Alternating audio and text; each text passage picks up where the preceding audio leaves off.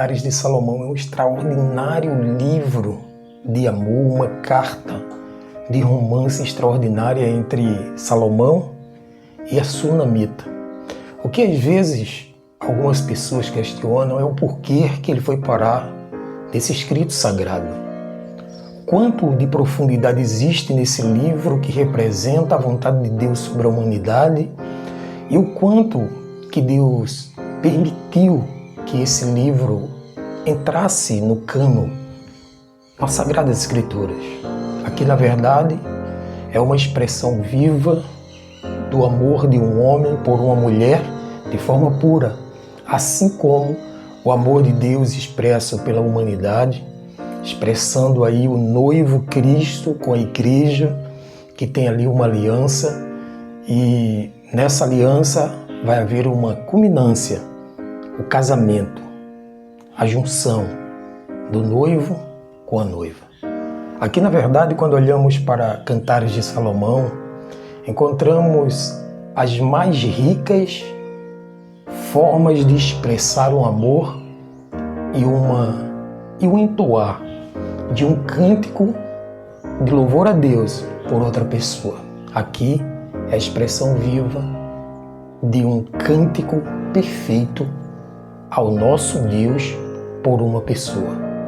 Cantares de Salomão é uma expressão também de poema, poesias claras e profundas a respeito de alguém que ocupa um lugar importante dentro do coração. E quando falamos nessa lição de hoje o assunto sexualidade, falamos de um âmbito que sela. Sexualidade sela o relacionamento matrimonial entre homem e mulher, como a gente já falou em tantos outros devocionais.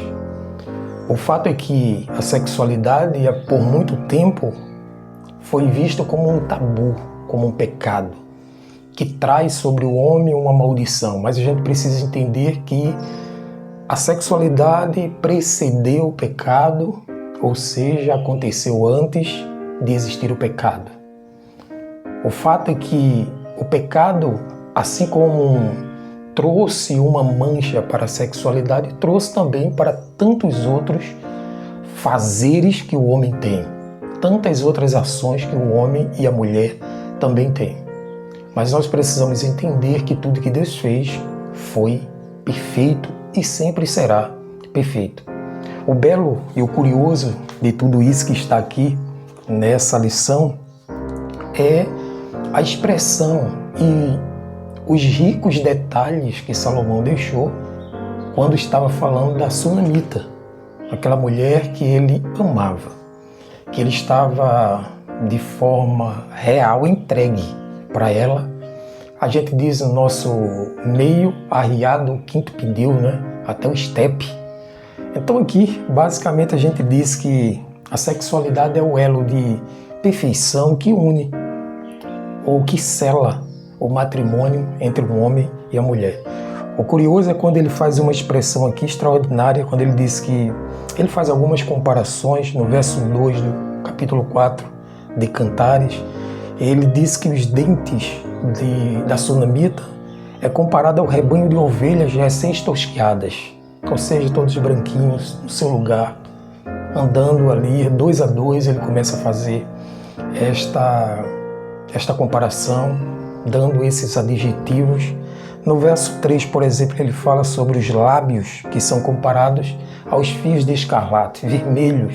Ele quis falar que é avermelhado, é algo que você olha e vê agradabilidade. No verso 4, por exemplo, ele compara o pescoço, até o pescoço ele faz essa comparação. Ele diz que o pescoço é comparado com uma torre de Davi, e aí ele diz que a torre de Davi é edificada para arsenal. Então, note que aí ele vai trazendo todos os detalhes que existem no corpo da sua amada. Assim como Cristo, ele conhece todos os detalhes da sua noiva, porque ele tem uma visão profunda e real sobre a sua igreja. Por isso que a gente diz, e a palavra confirma isso, que as portas do inferno não podem prevalecer contra a igreja do Senhor. Por quê? Porque o Senhor é o dono dela. E lá no verso 12, me chama a atenção também no capítulo 4, ele começa a tratar em um pronome de possessividade ou de possessão, como sendo algo que é dele, algo que pertence a ele. Note que aqui ele diz no verso 12, meu amor, minha noiva, você é um jardim fechado, um manancial recluso, uma fonte selada. E aí ele vem tratando toda a questão, ele falando dos genovos, né? Os seus genovos são pomar de romãs com frutos excelentes. Então ele vai mostrando todas as nuances que existem. E lá, se você observar, ele começa narrando algo sobre noiva, sobre relacionamento íntimo. No 12 ele fala de minha noiva, mas no 15 ele fala de esposa, ou seja, aprofundou um pouco mais, ou estreitou um pouco mais o relacionamento íntimo que ele tinha com a sunamita. Isso é uma clareza de que quanto mais tempo estivermos entrelaçados com Cristo, sendo Ele o noivo, mais íntimos seremos dele e Ele será de nós. Então, a sexualidade não só é apenas uma satisfação do homem, não só é apenas um selar de aliança, mas a sexualidade é algo transcendente. A sexualidade é algo que ultrapassa a razão humana, porque ninguém pode conceber a ideia de explicar de fato o que é aquilo de uma forma real. Apenas usufruir, desfrutar daquilo que Deus colocou debaixo de uma aliança. Por isso que aqui o autor ele foi muito feliz em todos os comentários e ele diz que livre das contaminações do mundo e caracterizado por uma entrega plena e verdadeira. Isso é a sexualidade. A sexualidade dentro de um padrão divino, um padrão celestial, é exatamente isso. É um relacionamento com alguém que você ama de forma livre, espontânea e que aquilo vai trazer uma satisfação não só a você, mas também ao outro. Por isso que quando falamos de sexualidade, falamos em algo sobrenatural. Porque é nesse ato que quando há morte dos dois, há uma fecundação para uma terceira vida. E assim entendemos que a sexualidade vem do próprio Deus, porque a palavra diz, crescei e multiplicai. 2 pedidos de orações aqui nós temos para fazer nesse final de lição. O primeiro, pela compreensão do amor que Deus tem por nós e o aumento de nossa íntima comunhão com Ele, com o Senhor. Quanto mais próximos estivermos do Senhor, mais entenderemos quem de fato Ele é.